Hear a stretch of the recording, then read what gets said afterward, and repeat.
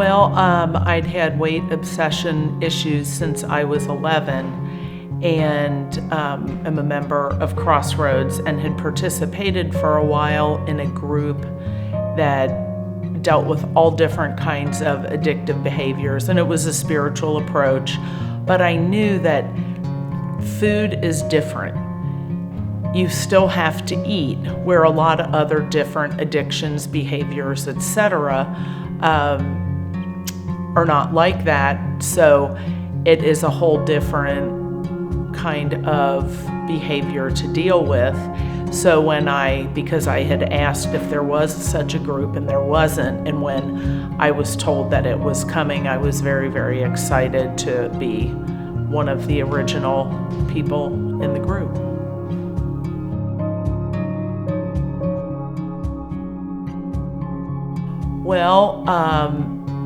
That a relationship with God is absolutely fundamental. The food issues are just a symptom of what I really need, and what I really need is God. And the best way to know God is through Scripture, and in knowing Scripture, and not rote memorization, but really to try to understand it.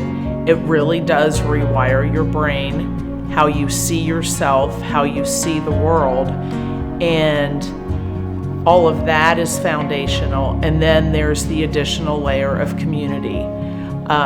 Being close to God is first, but then having earthly friends and community that can build into you, laugh with you, hold you accountable when necessary. That's my biggest takeaway. And that it's not perfect. It's not gonna be perfect, and that is okay.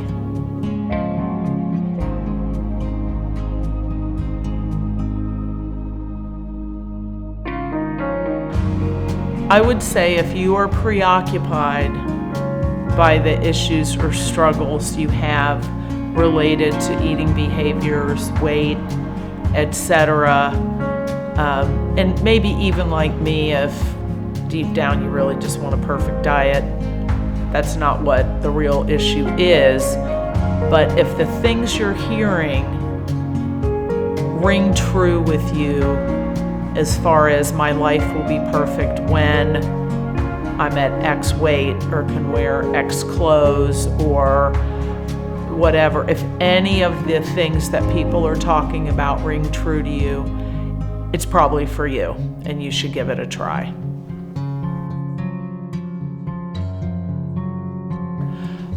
I firstly did feel a little bit, in a sense, of responsibility, since I was part of the original pilot group, and I wanted more.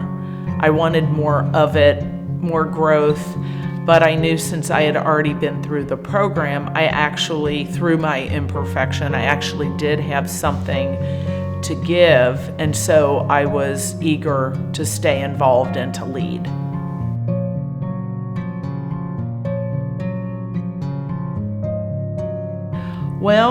I would say,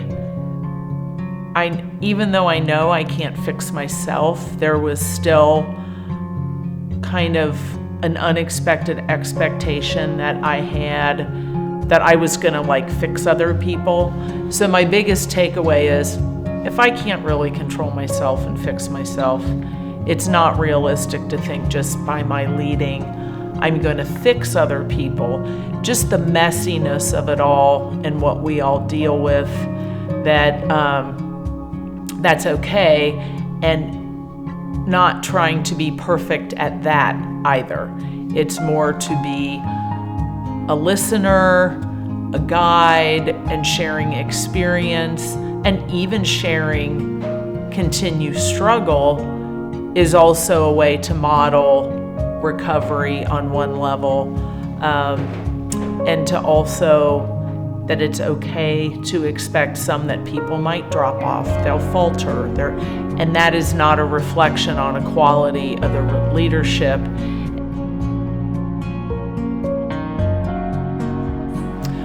God, of course, is the one that can truly fix, and the thing that was so much of a difference in the Eyes Wide Open program is the concept of the renewing of the mind through Scripture.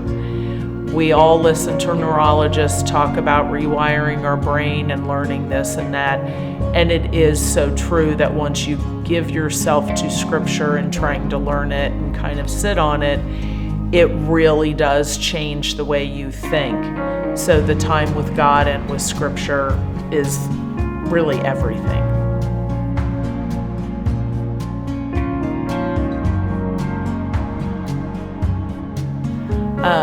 The first thing I would say is, don't expect some perfect transformation of a group of people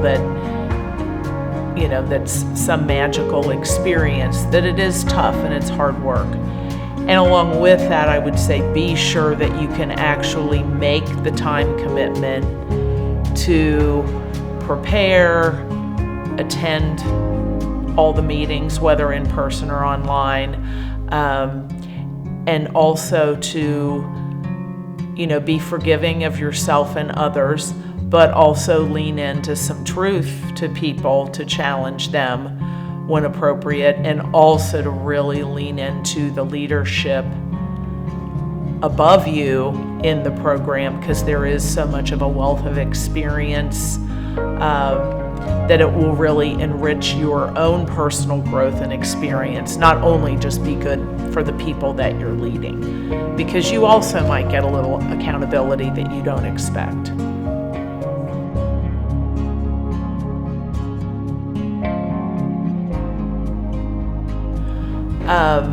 There is strength in numbers, so it is good with different personality types of people and group dynamics to have the different personality types of leaders. It's also just a good community experience that you have someone to lean on, and it might be someone very different from yourself, and it just reinforces, I think, some of the scriptural foundations as far as us being children of God, that children of God are all different, and that we still have this common experience, common struggle. And again, though, just to have the camaraderie of someone alongside you is huge. And it is I've become really good friends with some of the people that I've led with. It's just been a beautiful experience.